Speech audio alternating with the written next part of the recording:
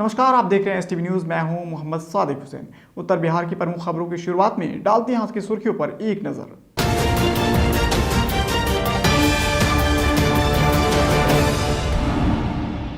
Bihar board matric परीक्षा का result हुआ जारी। पूजा, शुभदर्शनी और संदीप बने इस बार के टॉपर।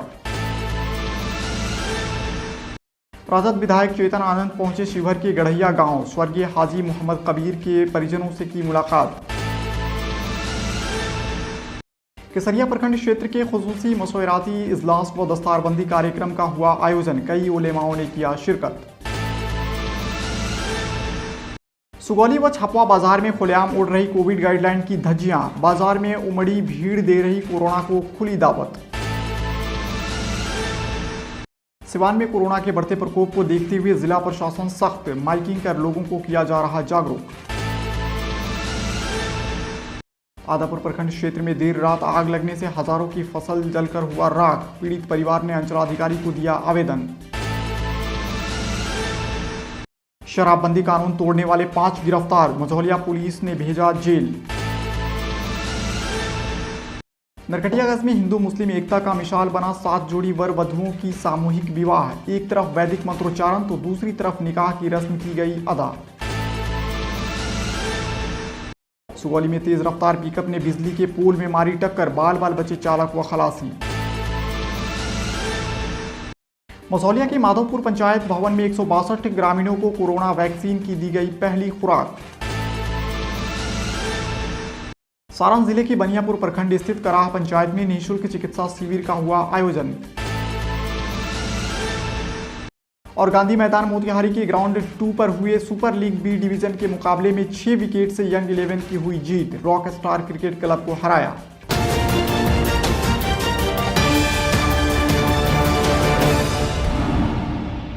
बुलेटिन में आज की बड़ी खबर हम आपको बता रहे हैं। बिहार मैट्रिक का रिजल्ट जारी हो चुका है। बिहार के शिक्षा मंत्री विजय चौधरी, बोर्ड के अध्यक्ष आनंद किशोर व अपर मुख्य सचिव शिक्षा विभाग संजय कुमार ने सामूहिक रूप से मैट्रिक का रिजल्ट जारी किया है।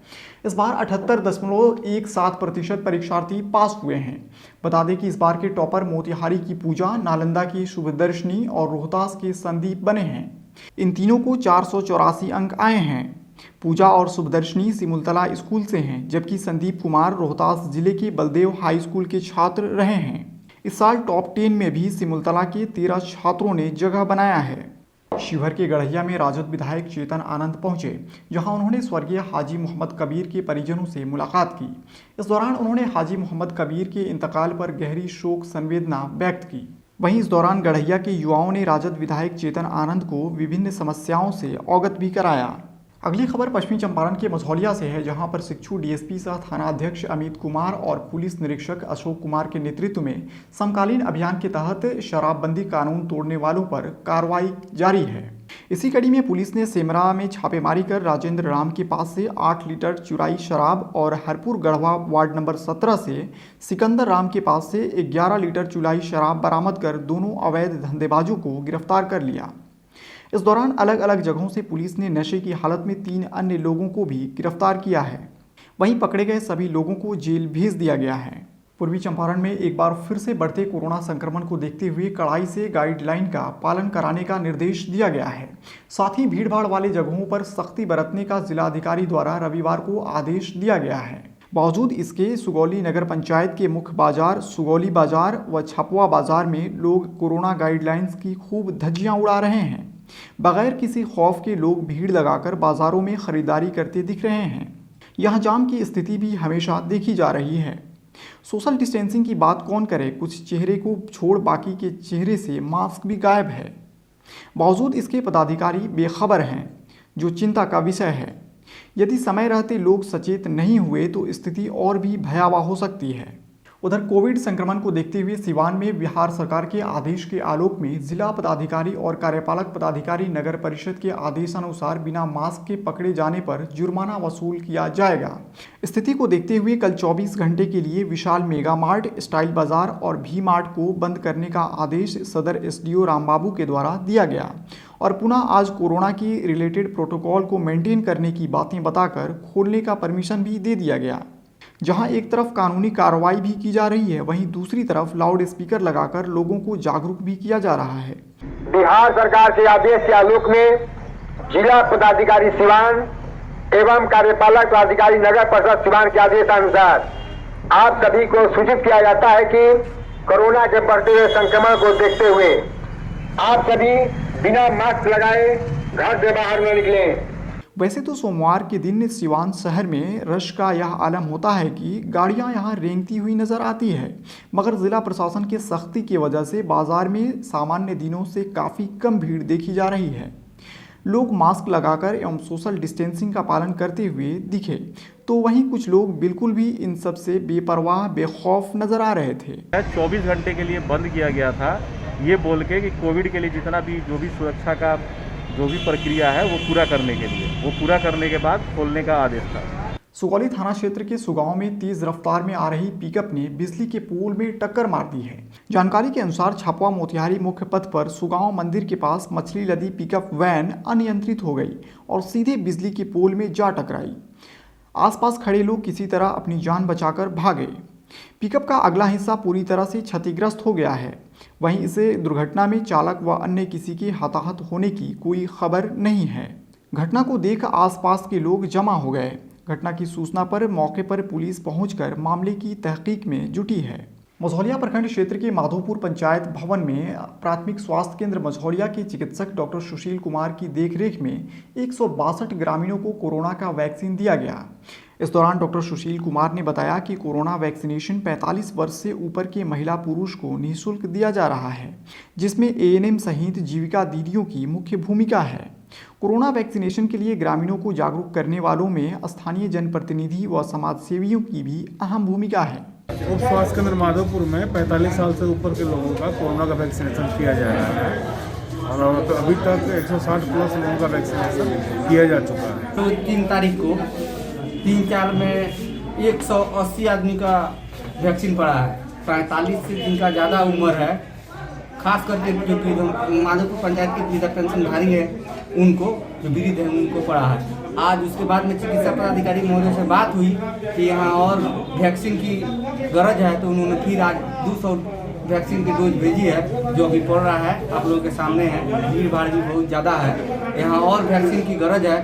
मैं आप लोगों के माध्यम से बताना चाहूँगा, चिकित्सा पदाधिकारी से कहना चाहूँगा कि उस वैक्सीन का डोज यहाँ और भेजें कि यहाँ की जनता को वैक्सीन का डोज। आदापुर प्रखंड के मूर्तिया पंचायत के गम्हरिया खुर्द गांव के रहने वाले जनक देव महतो की खेत में रात को अचानक आग लगने से हजारों की फसल जलकर राख हो गई।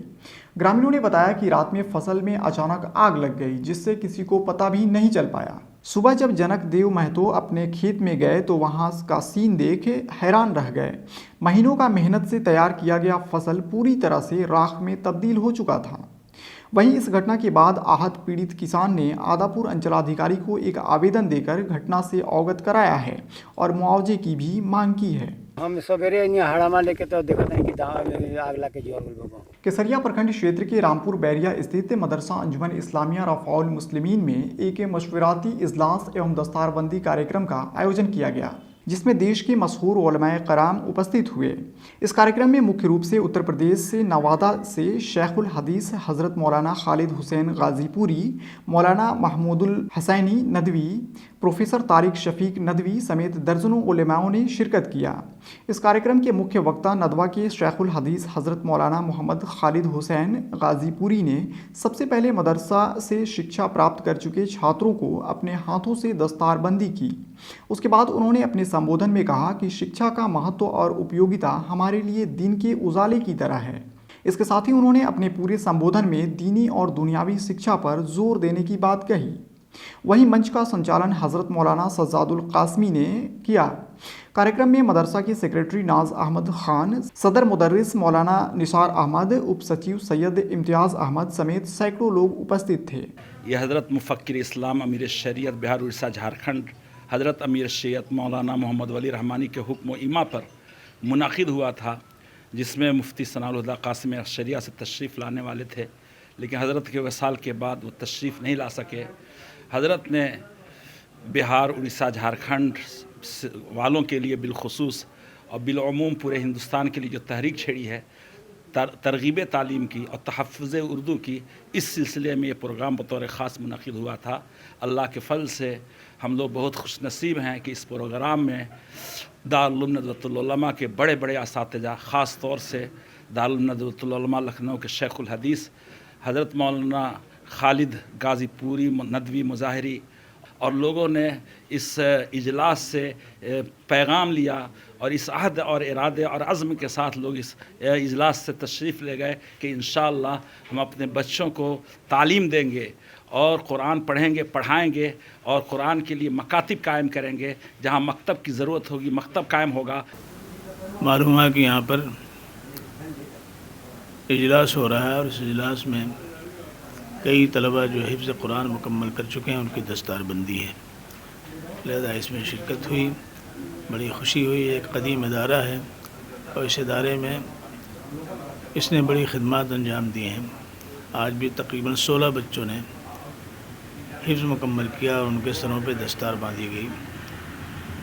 ख़ास मौजू कुरान पाक की हिफाजत, इस्लाम पर अमल करने की दावत और सही ज़िंदगी गुजारने की तरफ तवज्जो दिलाने की कोशिश और मुआशरती मसाइल जो हैं उनकी फ़िक्र करना, उनकी इस्लाह करना, ये मकसद था। लिहाजा जिन्होंने भी ख़िताब किया इस मौजू से उन्होंने ख़िताब किया और इस पर अपना पूरा फोकस दिया और मैंने भी ख़ास तौर पे कुरान पाक की हिफाजत और इस बात पर ज़ोर दिया गया कि अल्लाह का कलाम है, इसको कोई भी ख़त्म नहीं कर सकता है। नूर खुदा कुफ्र की हरकत पे खंदाजन फूकों से ये चिराग बुझाया न जाएगा। अल्लाह का कलाम है, अल्लाह उसका मुहाफ़िज़ है। बस हमारा फ़र्ज़ ये है कि हर चीज़ से ज़्यादा इसको हम अहमियत दें, अपने बच्चों को पढ़ाएँ, अपने घरों में आम करें, इसलिए कि कुरान पाक की अगर हमने हिफाजत की तो इंशाअल्लाह अल्लाह तबारक व तआला उसकी बरकत से हमारी हिफाजत फरमाएँगे। लिहाजा आज के दौर में इस्लाम और मुसलमानों के ख़िलाफ़ जो दुश्मनान इस्लाम तहरीकें काम कर रही हैं, उनका बेहतर जवाब यह है कि हम अपने घरों में कुरान पाक को ज़िंदा करें, पढ़ाएँ और बच्चों को इस तरह मुतवज्जह करें। वो जहाँ भी पढ़ें, दुनियावी तालीम में कोई रुकावट नहीं है, लेकिन पहले कुरान पाक पढ़ें ताकि वो जहाँ रहें इस्लाम के साथ ज़िंदा रहें। उर्दू तहफ़्फ़ुज़ कॉन्फ्रेंस का आयोजन किया गया, जिसका मकसद था उर्दू ज़बान और तालीम को बढ़ावा देना, जिसमें नदवा यूपी से उलमाए कराम तशरीफ़ लाए थे। सैफुल हदीस साहब, हज़रत मोहम्मद खालिद नदवी साहब और बहुत सारे लोग तशरीफ़ लाए थे। मेन मकसद था इसका उर्दू ज़बान को बढ़ावा देना और घर घर में उर्दू का तालीम पे जोर देना। नरकटियागंज के डीके शिकारपुर में दुर्गा पूजा कमेटी के द्वारा सामूहिक विवाह कार्यक्रम का आयोजन किया गया, जो सामाजिक सौहार्द व एकता की मिसाल बना। इस कार्यक्रम में हिंदू और मुस्लिम दोनों ही धर्मों के विवाह और निकाह की रस्में एक ही पंडाल के नीचे संपन्न हुई। एक और विवाह की रस्म वैदिक मंत्रोच्चारण के साथ पूरी हुई तो दूसरी ओर निकाह की रस्म अदा की गई। गौरतलब हो कि पूर्व विधायक विनय वर्मा, बीजेपी नेत्री शीला वर्मा, समाजसेवी अब्दुल मलिक व प्रमोद पटेल के नेतृत्व में 7 जोड़ी निर्धन कन्याओं का विवाह पूरी रस्मों के साथ संपन्न कराई गई। ये हमारी दुर्गा पूजा समिति डीके शिकारपुर जो विगत कई वर्षों से दुर्गा पूजा हम लोग करते आ रहे हैं, लेकिन इस साल हम लोग सभी दुर्गा पूजा समिति के जितने भी सदस्य हैं, हम लोग ने यह निर्णय लिया कि हम लोग सामूहिक विवाह कार्यक्रम करें और कौमी एकता को कायम रखने के लिए और आपसी भाईचारा को कायम रखने के लिए हिंदू और मुसलमान दोनों का शादी एक साथ करना है।